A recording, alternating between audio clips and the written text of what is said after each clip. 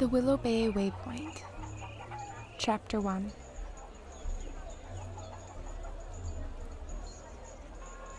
They say this place is different. Some say it's in the wind.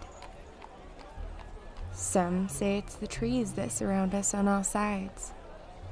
Looming giants, protecting us from the outside that leaks in to tell us all about the horrors, adventures, and life that reside beyond them. Some are convinced it's in the way the grass moves when the wind blows through it.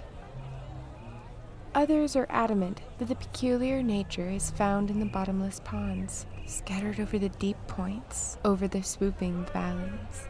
How each one becomes a deeper shade of blue the closer to the center you get.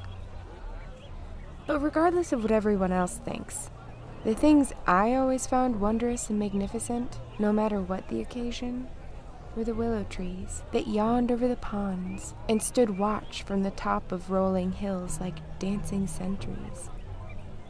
When the wind whipped through them, they'd whistle a melody, and I swear I could hear words behind them. If you got close enough to their wispy tendrils, they'd tickle against whatever inch of you they could get themselves around. In the nighttime, when they rested still, the oldest with the thickest branches appeared to float placidly above the valley platform beneath, as if something more mysterious than a sturdy, gnarled trunk slept safely cloaked within their keep. Those are special. Before I had heard the 1,000 reasons for why our little valley was special, I hadn't really put much thought into the differentness of it all. It simply existed, and outside the ring of forest surrounding us was another valley, with another town to mirror what we'd built here, and so on. I might still think that way, if not for experiencing the after effects of the outside firsthand. Strangers stumbled over our little oasis quite often, more so recently. My father said it was just the season we were in. I never used to know what that meant, and now that I do, I sometimes wish I didn't. But I mustn't get ahead of myself. It's a bad habit I must apologize in advance for. I'm still learning to tell stories myself. Anyway, some of the strangers that found us simply passed through, while others took up residence long enough to tend to their bruises and get back the sparks they'd lost. This place has a way of healing that you might not believe if you didn't have me here to witness to it. This wondrous valley of rolling hills and sparkling pools is all I've ever really known. When I was little, I would creep around town playing my own version of hide and seek. It had started when older children had made it their own game to tease and chastise me and some of my young peers. I grew quite good at avoiding them, and soon it became more fun to play with people who didn't realize they were part of my playtime. I developed a knack for finding the most interesting, unwitting participants and following them, without them watching me back. I didn't really have any motive, other than to see and hear what they were up to. Nothing strange, nothing nefarious. I was simply a hound for good stories, without even realizing it. In these daily games, weary travelers turned to adventurous characters, and a rainy day turned into an opportunity to cling to the shadows more closely in pursuit of my spy games. Most never saw me. I learned to blend well with whatever I found myself closest to. After enough experiences of being found and called out, I decided I didn't like the feeling of embarrassment that came along with it. I learned to blend well enough I wouldn't have to defend my sneaking around ever again. And so this elaborate, never-ending game of hide-and-seek became a favorite pastime. Me against everybody. The rules and details began to change as I realized that, unnoticed, I could see and hear almost anything. Unnoticed, the opportunity to take in new details became endless. People act different when they don't know anyone's watching. Myself included, I've come to realize. Along the way, I've learned different tricks to help me stay invisible. I learned to hold my breath and close my eyes as people passed, so close my hair would whoosh with them as they went. Whether or not it works is up to you to find out for yourself, but I have never been caught while using the method. And though every situation came out different, there was one common thing between each new participant. Each was more likely to share their stories with those they felt most comfortable around. So I'd follow along, being patient and biding my time until they came to rest with one such a connection. And once the spark of kinship was kindled, I'd watch the stories take flight, like a hot air balloon on the wind. It was like magic, only better because it was real. When I had no luck on the ground searching for participants who seemed ready to burst with whatever they were carrying inside, I'd sit on top of the stone buildings and walls and close my eyes, listening, until the wind would carry the sound of merriment and laughing my way. Scent gained, I'd follow the direction I'd heard it coming from until I heard it again. I'd rush over the dirt and cobblestone streets and under the cover of whatever I could find, a hound on the hunt. In these cases, I was it. And the best way to tag the hidden aspect was to remain hidden as best as one can. Over time, this game led me to certain understandings. I learned the world outside of this place is more different than I could have ever thought.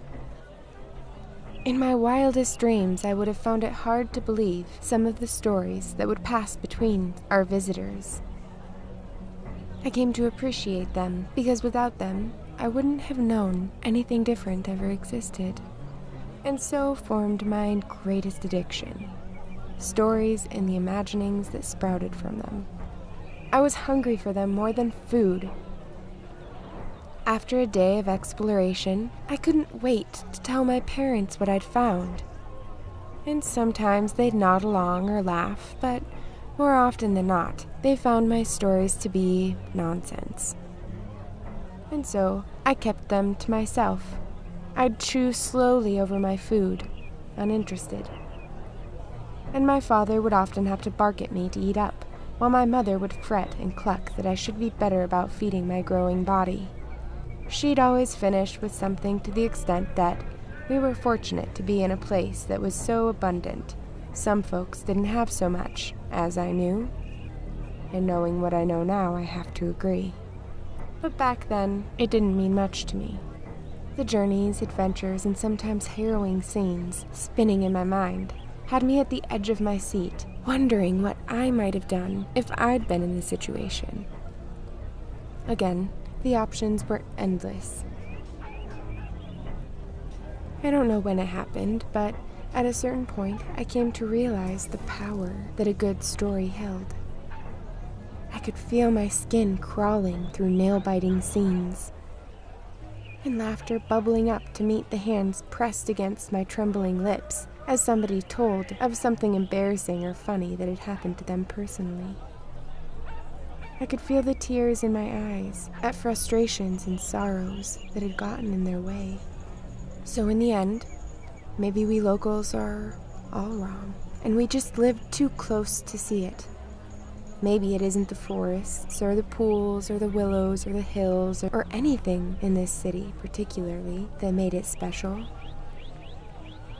Maybe the real wondrousness of this place doesn't come from this place at all.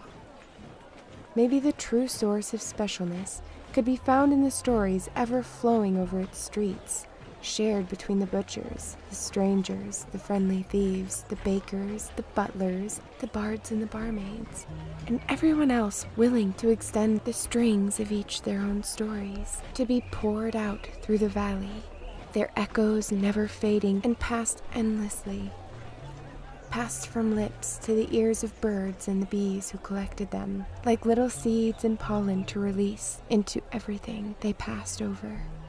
Maybe they were more like me, or I more like them, starving for what the wind would carry through their leaves, wings, and blossoms. Maybe. It would explain what's been happening lately anyway. But I won't get ahead of myself. Until recently, these streets had held nothing but good memories for me, Let's start there, so you can better understand the peculiar nature of what's happening currently. When I turned 13, my father allowed me to take up a trade of some kind. He understood my desire to stretch my wings and try out my hand at something other than the family trade. Mostly because I'd begged him to let me try something outside of his craft, since I had every intention of taking his place when he was ready to pass it away. He agreed to my condition under one of his own. He had the final say and approval of my choice, a term I readily agreed to. So I started my search immediately, secretly harboring the main requirement close to my chest. The day my adventure had really begun had started out crisp, but the morning had grown warm and cloudless before I'd gotten far. I skipped and ran over the cobblestone, and for the first time that I can remember, I was unconcerned with whether or not I was seen. I was ready for the next big adventure to take form in front of me, and the only way I knew to engage with such a thing was to rush into it full swing. Wandering the streets, I saw shopkeepers sweeping. A woman with the voice and charm of a squawking crow burst through a window to chide at a child brushing off rugs right beneath her still.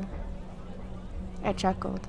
My eyes ran ahead of me, taking in any potential lead until they came to rest on a cluster of booths and colorful open tent tops. I followed my curiosity. The decorative canopies drew in other curious passerbys, like flies to the cow pies, scattered through the surrounding feeding fields and meadows.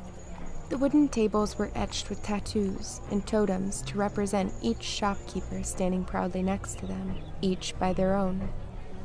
The tabletops were dusted in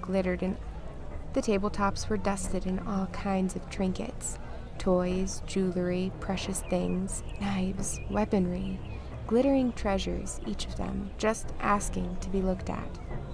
I obliged and walked along them with wide eyes, gathering in the display greedily, thinking maybe, just maybe, this could be the place for me. When I'd finished my first pass, I turned around to take in each glamorous display again from the opposite side. On my second run-through, I stopped long enough for the shopkeep standing closest to me to look at me from the corner of his eye. His glare deepened. Never a good sign. I wasn't used to being seen at this point. It made me uncomfortable. So when he went from looking at me sideways to turning to get a better view, I'd scurried away out of instinct. "Stop! Thief!"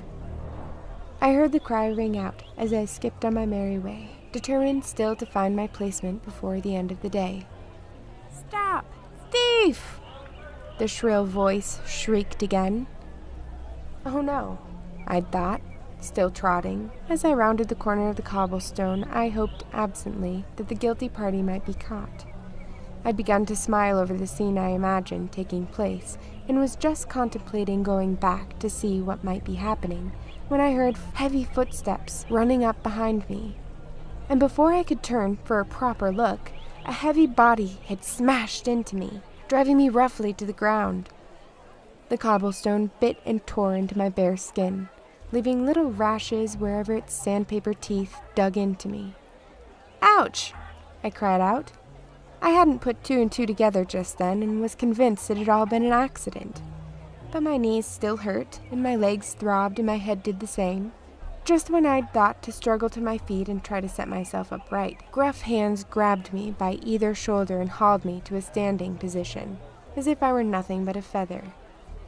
They set me down hard. I hadn't had time to look to either side and find out who the two holding me had been, because there in front of me and closing in quickly was the man who'd been looking at me sideways. His eyes were angry, and he was yelling and babbling about something in a language I'd never heard before. When he drew near enough to touch me, he reached out a hand and pinched me by my ear. "Stop that!" I cried, thrashing this way and that. I imagine the way I felt was a lot like the fish I'd caught from the bottomless pools of water. "What did you take?" the man screeched, shaking his free hand of fingers at me. "I didn't take anything." Before I'd finished, he'd drawn his pointer forward, and like a flash of lightning I wasn't expecting, he flicked me hard in the nose. I can still feel it throbbing in with the rest of my aching body. But what sticks out the most was a different kind of smarting. He thought that I'd stolen from him. The realization washed over me in a wave of humiliation. It stood the hair on my arms and the back of my neck on end. I felt everyone's eyes on me, judging me for something I hadn't even done. Before I could speak, he reached for the hand I'd used to try to block him. His grip was relentless as it curled around my wrist, like a savage dog's clenched jaws, or the long snout of the monsters I'd seen resting beside a few of the more distant ponds. He was strong. I struggled the best that I could until he lifted his arm, along with mine, high enough into the air my feet barely brushed against the ground. His face was red as a radish now. His bulbous nose flared out like the snout of an angry bull. "Where is it, you little rabishnad?" he screamed. I didn't know what that meant, but it couldn't be good. The crowd growing around us wore their own versions of concern or anger. Not one stepped forward in my favor. "Thief! Thief! Thief!" they all began to chant, as if they knew what they were saying was true.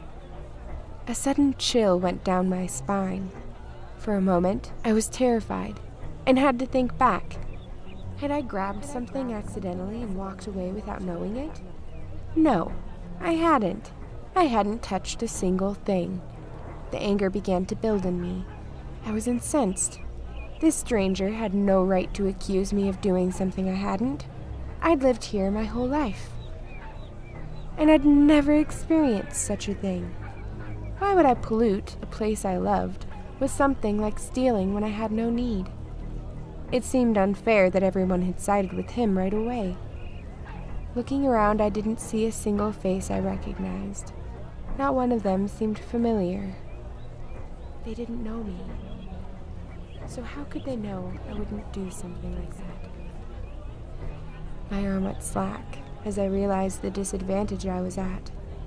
The fiery man set me down again, long enough to turn me upside down and shake me, as if trying to unleash whatever item the nasty little thief might have stolen.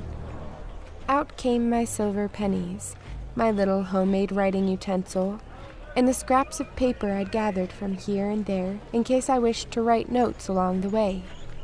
My cheeks were hot. My secret pastime was suddenly out in the open and open to strangers' interpretations. I was the center of attention instead of the fly on the wall I'd always been, and I didn't like it one bit. Being the subject of scrutiny wasn't for me. And if I hadn't known it up until that point, I decided it in that moment. The pressure around my heel released as the stranger let me go. I fell hard to the cobblestone walk, landing face first to the unforgiving ground. After rolling to the side, I scooted away, still on all fours before wrestling to my feet at a safe distance. A person from the growing crowd moved in closer as if to keep me corralled. "Thief! You won't get away!" He kicked a foot out cruelly, barely missing me. They were like wild animals. I remember being so afraid I nearly wet myself. But then, something wonderful happened. "Step away from the boy!" "Step away from the boy!" A voice boomed above the rest. The crowd went silent, and the angry man blinked as if waking up from a blind rage. As they grew quiet, the voice of reason spoke up again. "Can't you see he has nothing on him? What did he steal from you? Tell me." The burly man in a checkered red and black shirt looked down on the one who'd accused me.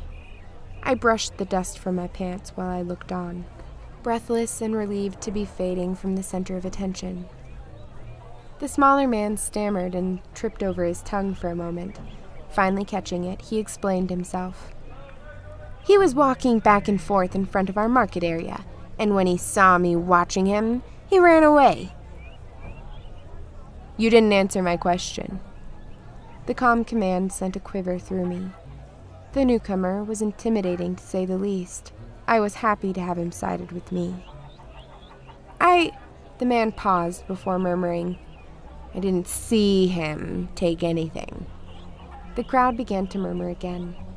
The accusing shopkeep blinked at the chatter he was hearing.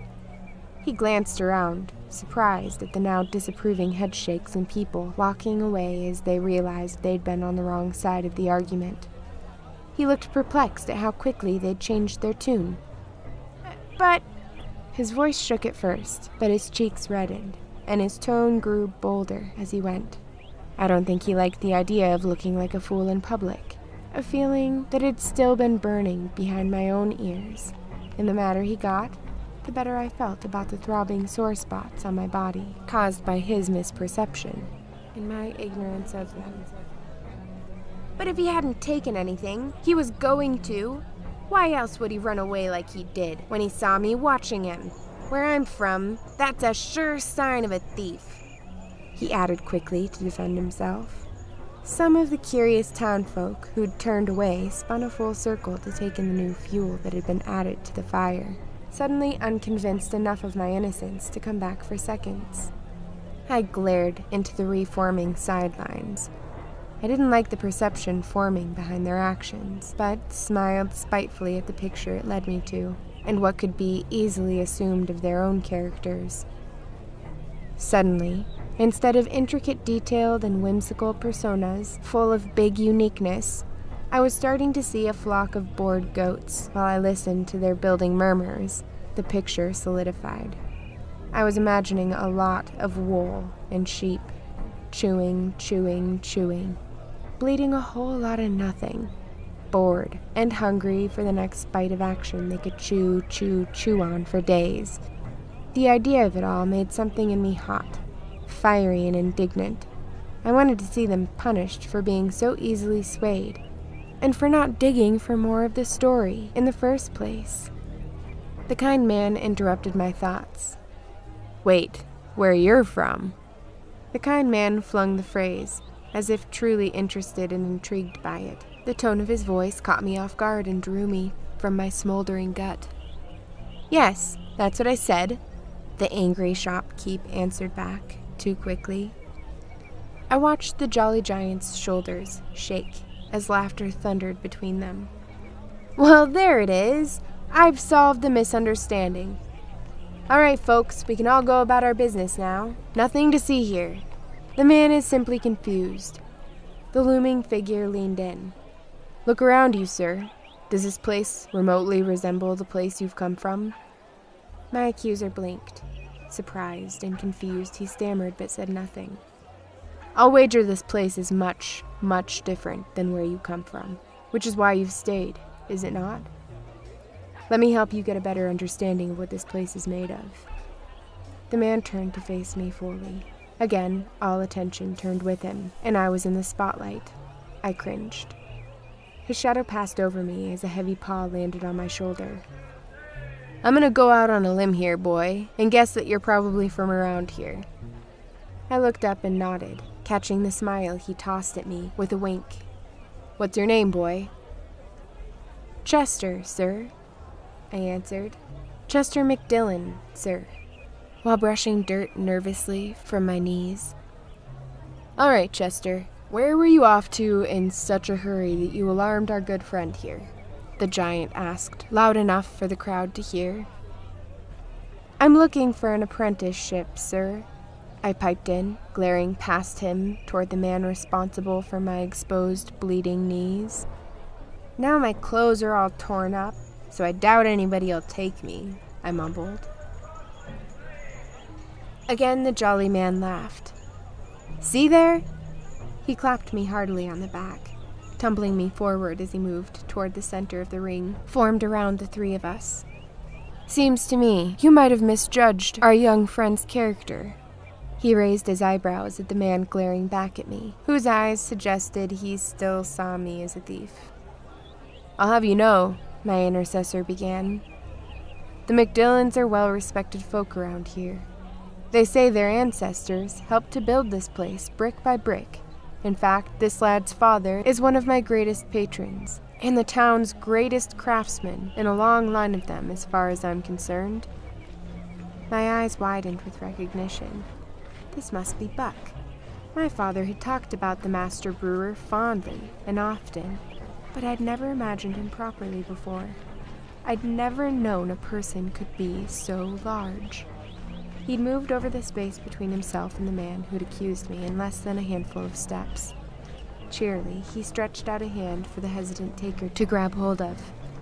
"Sounds like you should get to know the people you sell your things to before you start to lose business over it. I can tell you the best way to make a sale is to make a friend first," he laughed, "and only sell things you'd be willing to give away on someone else's rainy day." He shook the man's limp hand firmly, clapping him on the back, the same way he'd done for me. I cupped my hand over my mouth, trying not to laugh. "All right, ladies and gentlemen, nothing more to see here. Let's have a beautiful day. Enjoy the sunshine, sing along with the birds, and come on down to the waypoint if you need a little liquid motivation or a good story along the way." My ears perked. Stories. That had been my sell point, a hidden ingredient to the perfect place of employment. Suddenly, I'd felt like I'd do just about anything to work with this man. And if it was Buck, my father was sure to say the final yes. The crowd started to melt away, mumbling among themselves as if sharing notes on what they'd seen. I preferred to keep my observations close until I learned more of the story. Stories, stories, stories. My inner monster had awoken hungrily, demanding I follow the source and get to the point I'd been driving toward. Following the inkling, I waded my way through the people, dodging feet to cross the distance my rescuer had swept over in the space of a few steps. When his towering form came back into view, I saw him exchanging final solemn words with the stranger. The burly barkeep shifted back to me as the man had left, nodding. The giant smiled and swept me up with a single arm to his shoulder and walked me from the busy center of the street. He set me down at the foot of a cobbled staircase at the mouth of an alleyway leading me back in the direction I'd come from. "It's now or never," the inkling screamed. Is your name Buck?" The gentle giant took a humored bow. "One and the same. It's a pleasure to make your acquaintance, little Master McDillon. Your dad's a good man. He's fixed and built my kegs for decades." He brushed some dust from my shoulder. "You took your beating like a man. Your father will be proud to hear it," he chuckled. "Known him since we were lads, actually. About your height, I reckon." He ruffled my hair, playfully. "Please, sir, Mr. Buck." "Just call me Buck, son." His eye twinkled with a million stories I had to hear. "Buck, please don't tell my father about that. I don't want him to think I can't handle the job in town or around the valley." "Answer me this, Chester. Why not apprentice with your father?" "Because..." I paused to gather my thoughts before letting them spill out around us.